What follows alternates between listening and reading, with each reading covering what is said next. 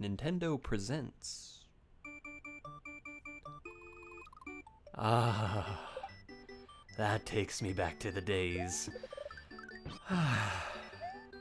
Hello, everybody. My name is the Invisible Gunslinger #1, and welcome to the first video game I ever played. Back in '97, a young boy named Colonel What's-His-Face, surprisingly a colonel at the age of 4, was given a game by his father. I was that young colonel, this was that video game, and his father was my dad. You know, I thought long and hard about it, and I realized this is my absolute favorite child's video game. And you know, when I was thinking about what's my favorite video game, I realized that I have two video games that absolutely highlight the pinnacle of video game entertainment for kids and adults. And this is the video game that I would want to give to a child to enrich their lives. That's what I want. I will get around to recording the video game that I feel is the most enriching and fulfilling and fun for adults in a later series of videos, but this is the game that I would suggest giving to every child. It doesn't matter the gender, boy, girl, walrus, it doesn't matter. This is just fun, squared, compacted, and wonderfully realized. And before we jump into this game, which I will be completing to 100% completion, I have to dedicate this video. I usually don't dedicate these videos unless somebody has directly donated the game to me, in which case that's only fair. But in this case, I need to dedicate this series of videos to 3 people. The first person is Mr. Iwata, the former president of Nintendo, who unfortunately has passed away recently. And I really just have to give props and respect to that man, because as a CEO, there's a lot of pressure on you. You run an entire multinational corporation. You have a lot of people's livelihoods and just a lot of people's hearts in your control. And that responsibility has corrupted a lot of people, especially recently in the video game trade. A lot of people are shady and use different kind of marketing words to manipulate sales and pre-orders and all that, but Mr. Iwata was a special individual. Him and Reggie and Miyamoto, just Nintendo itself is what video game companies should aspire to be. They still make mistakes, don't get me wrong. Nintendo makes quite a bit of mistakes, but man, the times when they hit the mark, it's without comparison. So Mr. Iwata, I really have to give big praise to you for being the man that you were. Thumbs up, buddy. And then the other people that I have to give credit to, this is kind of more of a general person. I just want to thank everybody at Nintendo. You know, with Mr. Iwata passing away, I realized that we don't really get to hear almost anything about the other people at Nintendo. You know, we hear about Reggie, and, you know, my body isn't Reggie for this, and Miyamoto obviously being a goofball, and all those guys are fun, but you never really get to hear what happens with the people that just work at Nintendo. And this video is dedicated to all those people who put in all their hard work and live and die that we never get to hear special praise about. You know, just the working class guys at Nintendo who are important, are arguably just as important as the CEOs and the higher ups, because they're the force that makes it happen, you know what I mean? And then the final person that I need to dedicate this video to is my father, good old Jim. Just thank you, Dad, for giving me this game and inspiring me to play video games and explore this whole new art medium that at the time was going through its renaissance. People were trying new things and new mediums. Just this is why everybody looks back at the 90s and early 2000s as the absolute pinnacle of video game entertainment, because it was. People were inspired by just, there was a spark there that we seem to be lacking these days. It's still there, but it's dimmed. And I'm not going to argue that there wasn't shit back then, because there was, and I really am not blind by nostalgia. I mean, I have a bunch of Super Nintendo games that I think are absolutely dog shit, but this was never one of them. This was something special. The Mario games are always something special, and I hope that I can really highlight that with this series of videos, because I've been wanting to talk about Super Mario World for a long time. So let's go. Player 1. Spin! There he is. Welcome, this is Dinosaur Land. In this strange land, we find that Princess Toadstool is missing again. It looks like Bowser is at it again.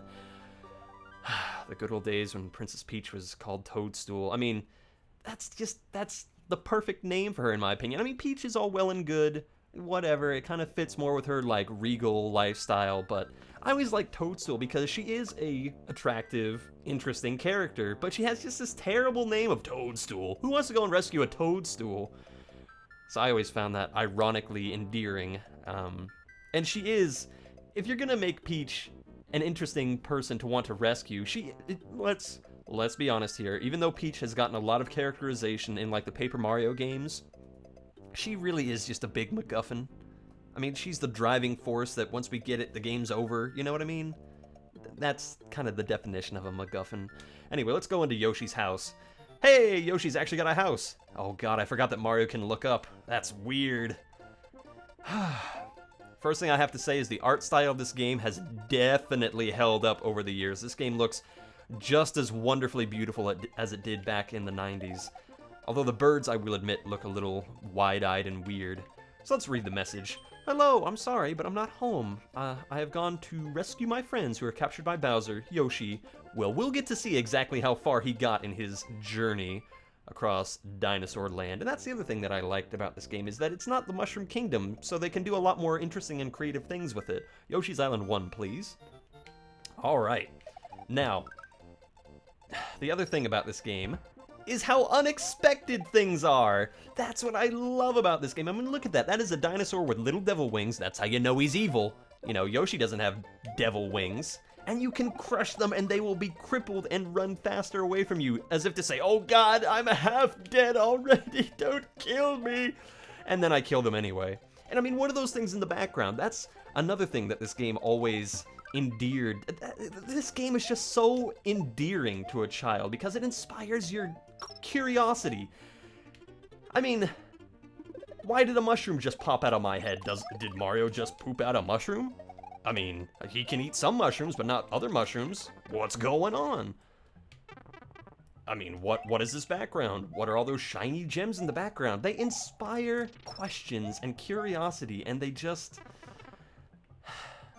they bring a sense of wonderment. Do you know what I mean? I don't feel like we have that in a lot of games nowadays. I mean, we do. I'm never gonna deny that the things that we wish were more prevalent are prevalent. You just need to look harder. That's the thing, especially when you get older. The mysteries of the world, we're so into explaining everything. You gotta... don't turn around. Okay, fine, I understand I'm getting too philosophical about this, but I'm sorry, I love this game. And so do a lot of other people. I mean, I can't really think of another series besides I can't think of another series in general that has gotten so many fan remakes and ROM hacks and attention. I mean, there are still speedrunning communities to this day. Oh, by the way, it's so satisfying how that bullet just goes, like, directly under me, but it looks like I'm standing on top of it. That is very satisfying, how it perfectly fits in that platform hole. Oh, I hate these guys. These acrobatic, look at me, I am doing exercise. Aren't I better than you, Mario? Come on, come over here. Come on. 21. Ugh. Scary to think I'm over 21. 22 now. Yeesh. Yay. It's not peace that he's saying, it's V for victory, although we have to fight for peace. That's what the Mario games tell you, is if you want peace to reign over the Mushroom Kingdom that's what it is. It's just like the United States foreign policy. If there isn't peace, then you need to overthrow the current ruler and put in a dictator. That's what we did with Israel, I believe. No, not Israel. Oh, what country did we do that to? And then we ended up regretting it because that was the country that Saddam Hussein ended up getting in control of. I don't know, foreign policies. I usually just live in my hole and accept the tax hikes that fall upon my head. Mario is... Oh wait, look! Mario is George Bush. His fireballs can melt steel beams. God. Dun, dun, dun, dun, dun. And the music, I'm sorry, the music in this game is just so on point.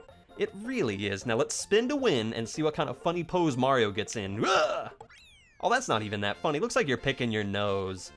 I mean, admittedly, you could probably fit your whole fucking fist in your nose with that schnoz. Yay. So now all of the switches will be turned into those, which is a very good thing. And I love this spreading out. It's like saying like, hey, look, there's a lot of them going out there. You need to go and find them.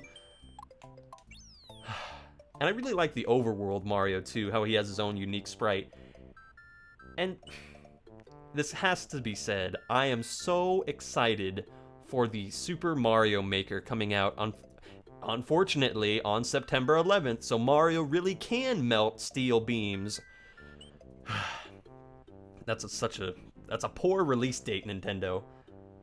Don't you think Nintendo of America would go, well, maybe we shouldn't put out this custom level maker on September 11th because all those dickheads are going to make Twin Tower levels. Ugh. But the reason why I'm so excited about Super Mario Maker is because they're adding custom sprites to Super Mario World. For example, the Chain Chomps are not in Super Mario World. So they said, well, shit, looks like we're going to have to go back and redraw the sprites and put the Chain Chomps in the Super Mario World. So they're going back 25 years to emulate that art style just for some enemies and some items, and that's amazing, and I'm so excited for it. I usually don't mess around with ROMs because I was so satisfied with the base experience of Super Mario World that I was just like, nope, you know what, that was a good enough experience for me. I was satisfied. I did not need any more. But now that Super Mario World is running around and bringing out whole new content and new sprites and new mechanics, I just want more, and that's why I'm playing this game, because I want to experience it all again. Because it is so damn good.